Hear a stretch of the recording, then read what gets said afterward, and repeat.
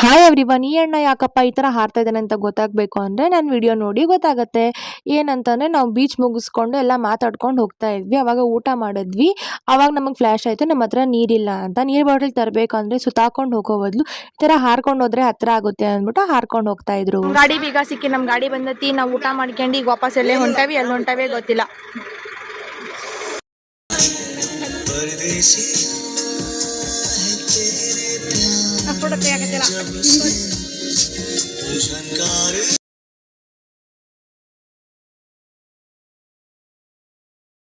Hi guys, ಇವಾಗ ನಾವು ಬೋಟಿಂಗಿಗೆ ಬಂದಿದ್ದೀವಿ. ಸೊ ಬೋಟಿಂಗ್ ಹೀಗಿದೆ ಬೋಟಿಂಗ್, ಬಟ್ ಇಲ್ಲಿ ತುಂಬ ಮೀನಿನ ಸ್ಮೆಲ್ ಇದೆ. ಬಿಕಾಸ್ ಇಲ್ಲಿ ಫಿಶಿಂಗ್ ಕೂಡ ಮಾಡ್ತಾರೆ. ಅದಕ್ಕೆ ಇದೆಲ್ಲ ನನಗಿಂತ ಮುಂಚೆ ಓಡಿ ಓಡಿ ಹೋಗ್ತಿದ್ದಾರೆ. ಇಲ್ಲಿ ನಾವೆಲ್ಲ ಬೋಟ್ಗೋಸ್ಕರ ಕಾಯ್ತಾ ಇದ್ವಿ. ಫೈನಲಿ ನಮ್ಮ ಬೋಟ್ ಬಂತು.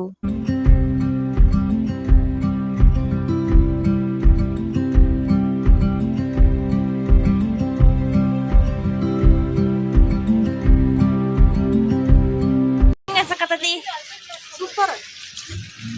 ಎಲ್ಲರಿಗೂ ಹೆಂಗ ಅನ್ಸಕತ್ತಂತ ಹೇಳ್ರಿ ಜೋರಾಗ. ಇಲ್ಲಿ ನಮ್ಮಪ್ಪ ಕಾಮಿಡಿ ಮಾಡ್ತಾ ಇದ್ದಾರೆ. ಏನಂತ ಅಂದ್ರೆ ನಮ್ಮ ಜೊತೆಗೆ ಬಂದಿರೋ ಅಂಕಲ್ ಆಂಟಿ ಅದು ಜಾಸ್ತಿ ಜನ ಇರೋದ್ರಿಂದ ಬೇರೆ ಬೇರೆ ಬೋಟಿಗೆ ಹೋಗ್ಬಿಟ್ವಿ. ಅದಕ್ಕೆ ನಾವು ದೂರ ದೂರ ಇದ್ದಾರೆ ಅಂತ ಅಂದ್ಬಿಟ್ಟು ಕಾಮಿಡಿ ಮಾಡ್ತಾ ಇದ್ವಿ. ಹಾಗೆ ಅವರು ಕೂಡ ಫೋಟೋಸ್ ವಿಡಿಯೋಸ್ ಎಲ್ಲ ಎಂಜಾಯ್ ಮಾಡ್ತಾ ಇದ್ವಿ. ಈಗ ನೀವು ಕೂಡ ಓಷನ್ ವ್ಯೂ ಹೇಗಿರುತ್ತೆ ಅಂತ ನೋಡ್ತಾ ಇರಿ.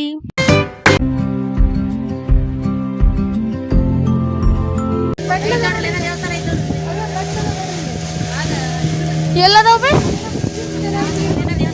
ಎಲ್ಲೆಲ್ಲೆ ಹೌದು ಇಂಥ ದೊಡ್ಡ ಐಲ್ಯಾಂಡ್ನಾಗ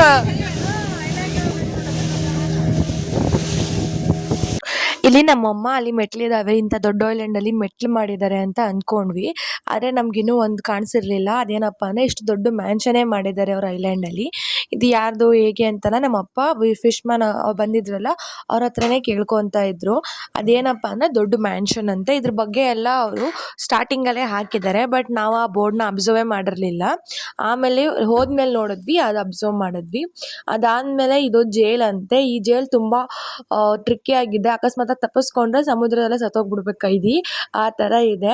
ಅದಕ್ಕೆ ನಾವು ಅದನ್ನೆಲ್ಲ ನೋಡ್ಕೊಂಡು ಆ ತರ ಎಲ್ಲ ಮಾತಾಡ್ಕೊಂತ ಅದು ಚೆನ್ನಾಗಿದ್ಯಲ್ಲ ಅಂತ ನೋಡ್ತಾ ಇದ್ವಿ.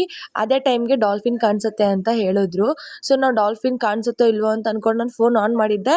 ಬಟ್ ನನ್ ಗುಡ್ ಲಕ್ಕಿಗೆ ಫೋನ್ ನಲ್ಲಿ ಕ್ಯಾಪ್ಚರ್ ಆಗ್ಬಿಡ್ತು ಡಾಲ್ಫಿನ್ಸ್. ಬಿಕಾಸ್ ಅವ್ 2 ಸೆಕೆಂಡಿಗೆ ಬಂದು ಹೋಗ್ತಾವ ಅಷ್ಟೇ. ಅದನ್ನ ನಾವ್ ನೋಡೋದೇ ಕಷ್ಟ ಅಂತ ಕ್ಯಾಪ್ಚರ್ ಮಾಡ್ಬೇಕು ಅನ್ಕೊಂಡಿದ್ದೆ. ಹಂಗೂ ಹಿಂಗೂ ನನ್ ಡಾಲ್ಫಿನ್ಸ್ ಕೂಡ ಕ್ಯಾಪ್ಚರ್ ಮಾಡಿದೆ. ಸಖತ್ತಾಗಿತ್ತು. ನಮ್ಗೆಲ್ಲ ಫುಲ್ ಎಕ್ಸೈಟ್ಮೆಂಟ್ ಆಗಿತ್ತು ನಾವು ಡಾಲ್ಫಿನ್ಸ್ ನೋಡಿದಾಗ. ಹಾಗೆ ನಾವು ಹೋಗಿದ್ದ ಟೈಮು ಹೆಚ್ಚು ಕಮ್ಮಿ ಒಂದ್ ಸ್ವಲ್ಪ ಸನ್ಸೆಟ್ ಆಗೋ ಲೆವೆಲ್ಗೆ ಇತ್ತು, 4 ಗಂಟೆ ಸುಮಾರು. ಅದಕ್ಕೆ ಗೋಲ್ಡನ್ ಲೈಟ್ ಸಖತ್ತಾಗಿ ಬರ್ತಾ ಇತ್ತು. ಅದನ್ನೇ ನೋಡ್ಕೊಂಡು ನಾವೆಲ್ಲ ಸಿ ವ್ಯೂವ್ನ ಎಂಜಾಯ್ ಮಾಡ್ತಾ ಇದ್ವಿ. ನಮ್ಗೆ ಇದು ರೈಡ್ ಒಂಥರ ಅನ್ಎಕ್ಸ್ಪೆಕ್ಟೆಡ್ಲಿ ಸಖತ್ತಾಗಿತ್ತು ಅಂತ ಹೇಳ್ಬೋದು. ಇವಾಗ ನೋಡಿ ನಾನು ನಮ್ಮ ಅಮ್ಮ ಏನ್ ಮಾತಾಡ್ತೀವಿ ಅಂತ. ಅಷ್ಟೇ ನೀರಿದ್ರು ನಾವ್ ಈ ನೀರೇ ಕುಡಿಬೇಕು. ಈ ಬೋಟು ಇವೆರಡರ ಮಧ್ಯೆ ನಮ್ಮ ಬೋಟ್ ಪಾರ್ಕಿಂಗ್ ಪರ್ಫೆಕ್ಟ್ ಪಾರ್ಕಿಂಗ್ ಆಗ್ಬಿಡ್ತು. ಹೆಂಗೆ ಪಾರ್ಕಿಂಗ್. ಈ ಬೋಟ್ನೇ ನಾನು ಫಸ್ಟ್ ಅಬ್ಸರ್ವ್ ಮಾಡಿರಲಿಲ್ಲ. ಬಟ್ ಆಮೇಲೆ ಗೊತ್ತಾಯ್ತು. ಇವೆಲ್ಲ ಪ್ಲೇಸಸ್ಗೂ ಅವ್ರು ನಮಗೆ ತೋರಿಸಿದ್ರು. ಆಮೇಲೆ ನಾವು ಇನ್ನೊಂದು ಕಡೆಗೆ ಹೋಗ್ತಾ ಇದ್ವಿ ಸನ್ಸೆಟ್ ನೋಡೋಕ್ಕೋಸ್ಕರ. ಆ ವ್ಯೂ ಹೇಗಿರುತ್ತೆ, ಅಲ್ಲಿ ಹೋಗೋಕೆ ನಾವು ಏನೇನೆಲ್ಲ ಮಾಡ್ತೀವಿ ಅಂತ ಗೊತ್ತಾಗಬೇಕು ಅಂದರೆ ನೆಕ್ಸ್ಟ್ ಪಾರ್ಟಿಗೋಸ್ಕರ ಕಾಯಲೇಬೇಕು. So thank you every for watching. Please do like, share and subscribe. Thank you.